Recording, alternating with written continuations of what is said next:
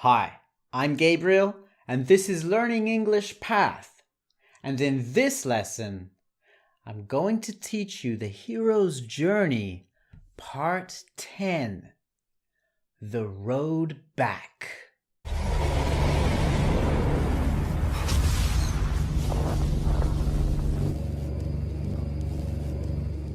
This is part 10 of our series on the hero's journey. The hero's journey is the structure of the adventure that a hero goes on in order to achieve something, in order to gain something, or perhaps to regain something. And this structure was not invented, but more discovered, or not even discovered, but mapped out by a mythologist called Joseph Campbell in the 20th century. And since he has died, others have come along and adapted it even more. Namely, a person called Christopher Vogler, who really divided it into the 12 steps that we are really using in this series. Okay? But in this series, each step of the journey, we look at some relevant English language that is perhaps representative of that stage of the hero's journey. And this is the road back. So before we get into it, I just want to encourage you to like this video if you like it, subscribe, click the notification bell, and if you want to learn English with songs, then get my free PDF guide on 101 songs to learn English. All right, so the road back. This is the stage where the hero has already gone through the great ordeal, right? Already attained the reward, whatever that reward is, right? If you want to go back to the last lesson on the hero's journey, number 9, you can have a look at some of those rewards. But the hero has now got the reward at the end of the journey. So what's left? Well, the hero has to go back, right? Back to where he or she began. And as Joseph Campbell points out, this is often accompanied with some hesitation or some doubt, right? The hero doesn't always want to go back. The hero enjoys the journey. The hero has enjoyed getting there, and now they finally got the reward. Maybe the last thing they want now is to go back. But Joseph Campbell argues that they need to go back in order to complete the journey. And that will become clear as to why they need to do that over the next few lessons. But what are we going to focus on in this lesson? Not the reluctance to return to the mundane world, and not necessarily how they get back, right? Because in Joseph Campbell's Hero with 1,000 Faces, he talks about the magic flight and how this could be the way to get back. A magic flight back to the original mundane world. But we are going to focus on the content of what happens on the road back. Because how can you make that interesting in a story? What is really the road back all about? Well, it's often a time of reflection. The hero or heroes take some time to consider what they've been through. What just happened? What was that hero's journey all about? It could be that the hero hasn't really had much time to contemplate and really understand the journey that he or she has been on. So this is a good opportunity for that. And along with that comes the thinking of how they can use this newfound knowledge of the journey and the reward that they are taking back home, right?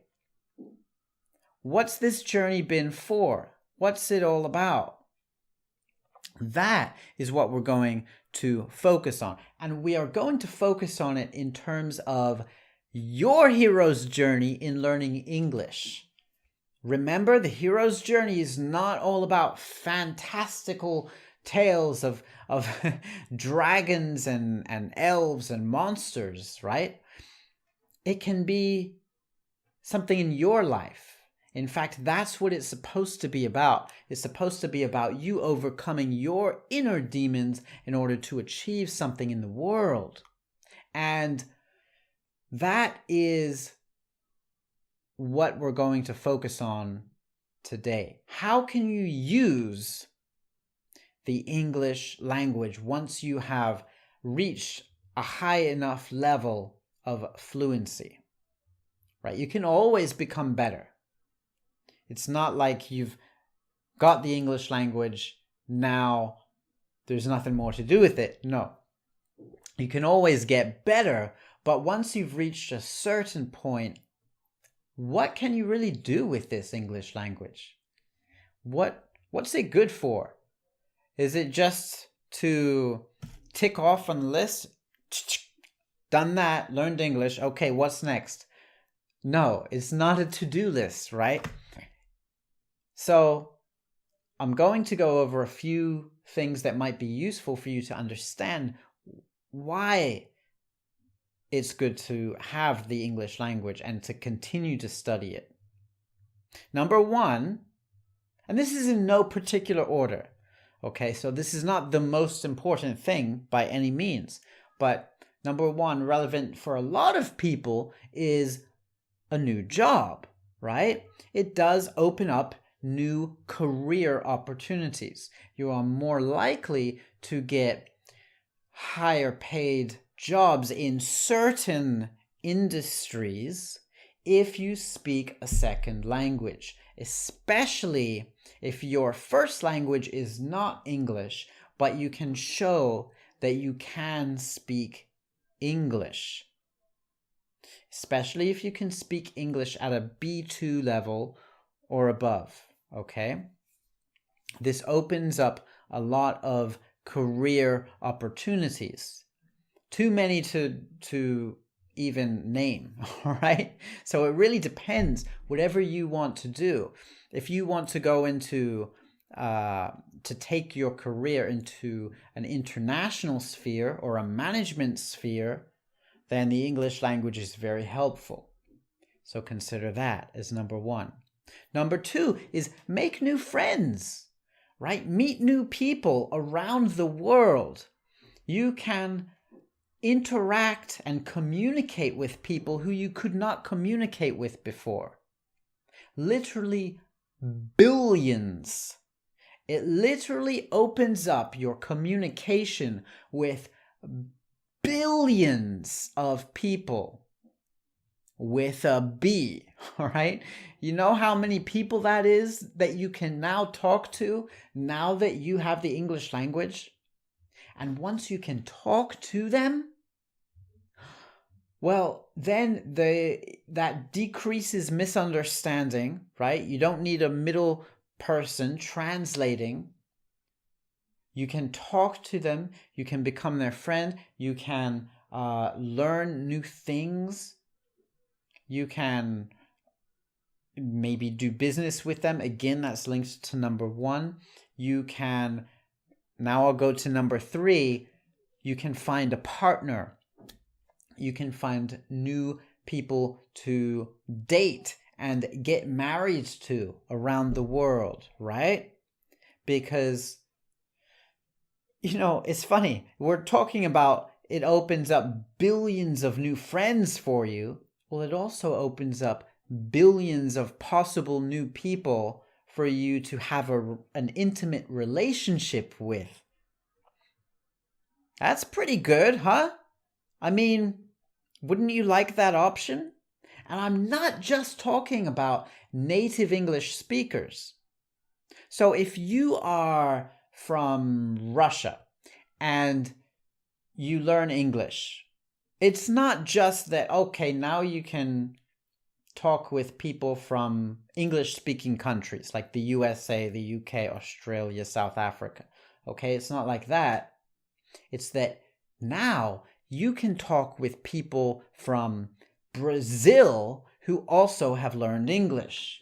You can talk with people from India who have learned English. You can talk with people from Mexico who have learned English, right? All over the world, there are people who have learned English as their second language, maybe even third language, right? And now you can talk with them because English is the international language of the world, okay? And that's not likely to change anytime soon, all right? So think of what that does for you. Right now that you've gotten your reward of the English language at a high enough level, now on the road back, you can think about all of these things you can do with it, right? Number 4, you can learn new subjects that are not taught in your language, or perhaps that have teachers who teach them in English better than the teachers who teach them in your language. For example, if you're Chinese and you want to learn about some subject that is not very commonly taught in China, let's say, they tend to teach pretty much everything, but let's say pick a subject, kind of an out there subject like lucid dreaming, okay? If you want to learn about lucid dreaming, then you might want to learn from someone who teaches how to do that in English, because maybe the people in Chinese, maybe there's not enough people teaching it in Chinese. Okay? Now, I don't know if there is or not, actually. I'm just using this as an example. But you might want to learn it from someone who has a more well-rounded experience of it, and they might only be able to teach you that in English. You see? Which brings me on to number 5. You can read new books or newspapers or articles or websites in English. If your English reading is good enough, then you can read new books and lots of new things in English that are not translated into your language, right? There's a lot of different things that you can only read in English and that are not translated into your language. There's a lot of books out there like that. So wouldn't you want to have access of understanding? Wouldn't you want to understand those books in English? You probably would, right? So this is another advantage of being able to speak English. Another one, very similar, is you will be able to understand other forms of media in English. Music, movies, TV, news, podcasts. A lot of podcasts are not translated into all these other languages, right? You might have to listen to it in English because podcasts are happening all the time, right? So there's too many to translate all of them.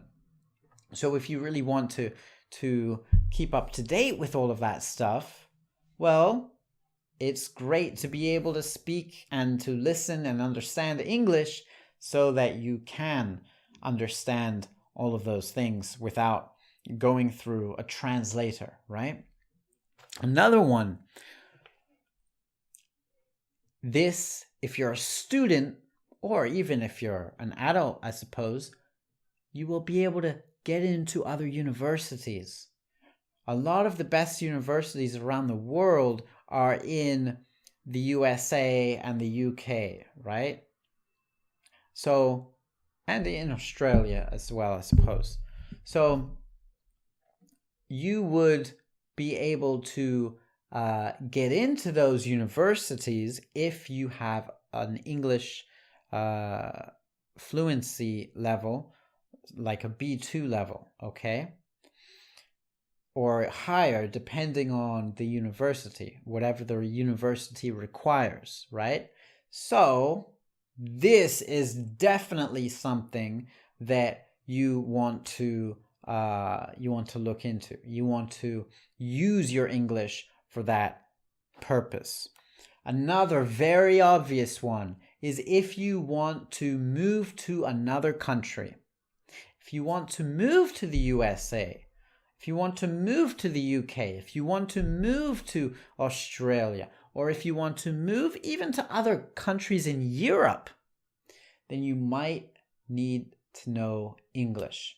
You'll need to pass an English test, maybe the IELTS, maybe the TOEFL, maybe the GMAT, right? There's lots of different exams that you will need to pass in order to emigrate. So this is definitely something that will be on your mind if you've learned English. It will open the door to the world for you, all right? A fantastic advantage and opportunity if you know English. Another one connected to that is just travel. Maybe you don't want to move to another country, but maybe you do want to travel to another country. And an English fluency level helps in order to do that. Even if you're just traveling to Thailand or to Europe, if you're traveling to Italy or to Germany or to France or Spain, right? The English language can help because there a lot of people, you might not speak Italian, but some Italians might speak English, right? So this can be also a great benefit to already having your English fluency level. Another key advantage is that learning one language, like learning your second language, helps when you're trying to learn your third, your fourth, and your fifth, and so on. Okay, so you learn new languages because now that you've learned English, you understand the process, right? You have gone on that hero's journey of learning a new language, so you know what the basic steps of the path are. It's just that the content of the path is changing, but now you know how to take those steps. You know basically how to go on an adventure, how to go on a journey, how to walk the path. Even if it's a different path, you know how to walk, right? So learning English can help you learn French, German, Spanish, Portuguese, Chinese, Japanese, Arabic, Hebrew, whatever you want to learn, right? It helps. Or even learning something else, maybe a musical instrument, okay? It helps your mind to expand and to grow. And the last thing that I will say is a benefit is maybe the one I really want to emphasize the most, because it's one that often gets overlooked, unfortunately. It's not something that a lot of people consider when they're learning languages, but it's maybe the greatest benefit of them all. Better than money or even traveling or even making new friends, right? All that stuff is wonderful. But an even more immediate benefit to learning a language is what it does to your consciousness, what it does inside your mind. When you learn new words, right? Think of it this way. Most of our conscious thought is language. We usually form thoughts in linguistic terms, in language, right? There are certain things that we don't, of course, right? When we're walking home, for example, or riding a bike or dancing, right? We know how to do all of these things without using language, and we might struggle to express that in terms of language. But you just try thinking thoughts now without language. It's very difficult. We think in language. So when you learn a new language, it opens up new ways of thinking. Okay? When you learn a new word, you crystallize a new concept in your mind. It's like if you think you understand your philosophy of life, but you haven't put it into language yet, then it's still kind of vague. You can talk with someone and have a conversation and realize there are gaps in your overall picture of reality, stuff that you haven't really thought of yet in terms of language. But when you put them in language, then you are clarifying those concepts in your mind. And by knowing a second language, that gives you the opportunity to expand your conceptual awareness, right? It gives you the chance to make new connections that maybe your first language doesn't allow. You know, the English language has more words than any other language. A lot more. So by learning the English language, it really does give you the opportunity to distinguish between two similar concepts in your mind a lot better than any other language does. Also, new grammatical structures, right? Or grammatical structures that are altered a little bit differently from your language, right? So it gives you the chance to think about things in a slightly different way. Now, I'm not saying that your entire worldview will be different because you're learning something in another language, right? That's linguistic relativity, a theory by Sapir and Whorf, which will take a whole other video. But what I am saying is this. Consciousness can be expanded, and you can do that very well by actively learning a new language and by making new connections linguistically.